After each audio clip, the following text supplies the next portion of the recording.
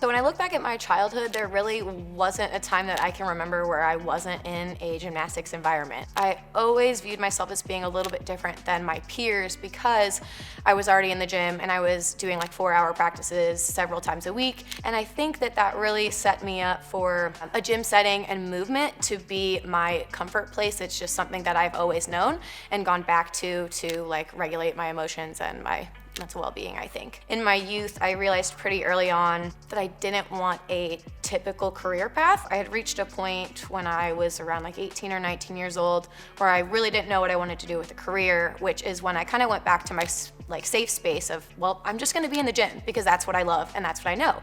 So I actually didn't experience silks up until the point that I was 21 years old, and I was actually less than a year postpartum with my first child.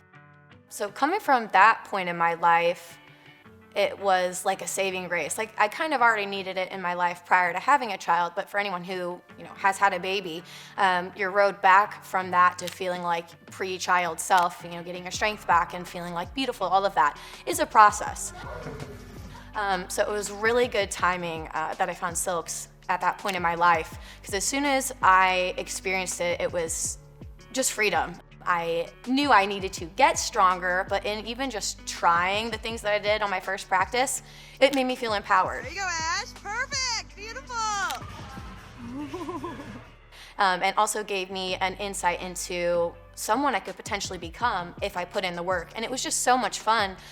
The prospects of that at the time that I was just like floored and couldn't wait to get back on the silks.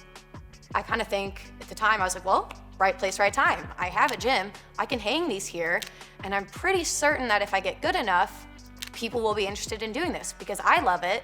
And I'm coming from a gymnastics background, and I'm like, if I love silks this much and it feels this good for me, surely there are other people that are gonna feel the same, whether they were a gymnast or not. And so I just kind of followed that intuition.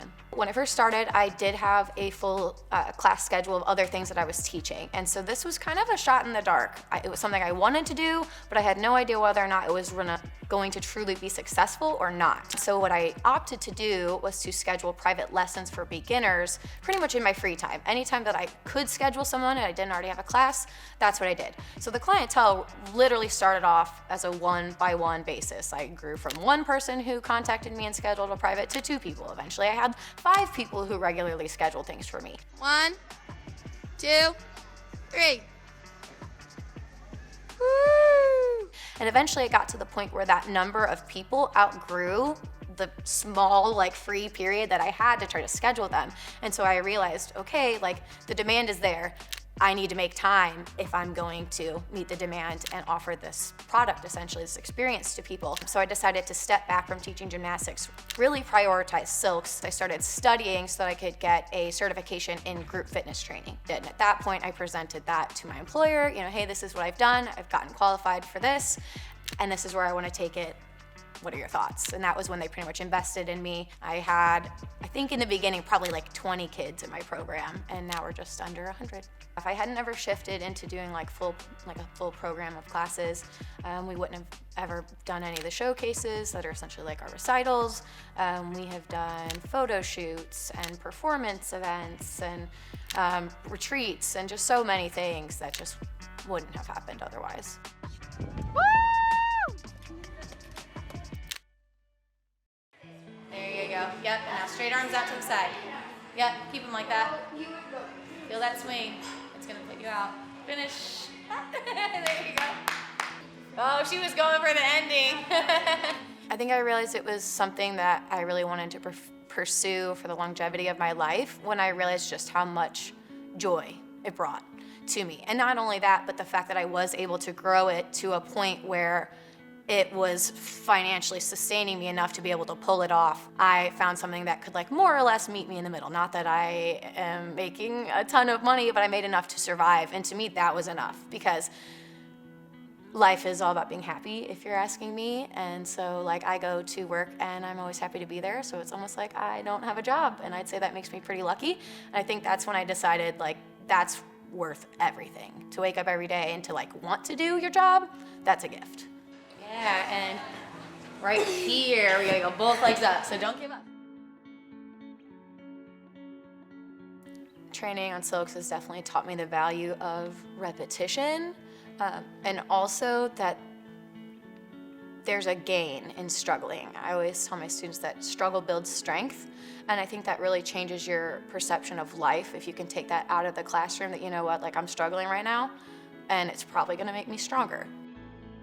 Like I said, we have like under 100 students in this program, and then some of mine that I've had for close to a decade now. I mean, that's like asking a mom how they feel about their kids. Like, how can you sum that up? How do you summarize like what one person means to you, much less like dozens of them, when they're all amazing and they all have their own talents, and they all have their own struggles.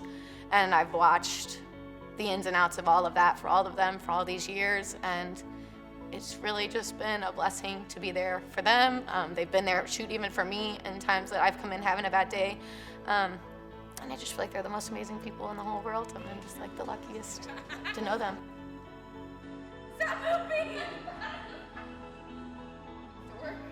You know, I think in this life, we all are pretty much on this quest of like, what's our purpose? What do I bring to the people around me? What do the people around me bring to my life? What do I want to do with my career? These are big questions, and they're very hard to answer. And then, I mean, the biggest one of all, our mortality and when our life is over. What does that mean? For me, having my students makes me feel like my purpose has already been fulfilled. I know that if my story ended tomorrow, there are dozens of human beings that will tell my story to others. And I don't think there's really a bigger sense of purpose in life than knowing that people have loved you enough to do that. And so I'm just very thankful. Yeah, girl, it's scary. 1, what? 2. You know, the best part in general just about doing this is really like there's no way to pinpoint the best thing. For me, all of this ripples. It just keeps going. So some of the people that watch us maybe aren't even local. They may not be able to attend classes with us, but that doesn't mean that they weren't inspired to do so. And the thing is, those people who've watched that, they're not gonna go home and they're gonna seek out Ariel. I'm never gonna know that. But it's pretty amazing to think that there are things happening as a direct result of how I've spent my time, whether I know it or not, that it just keeps going. And for me, that's probably the best thing, is even the things I don't get to see.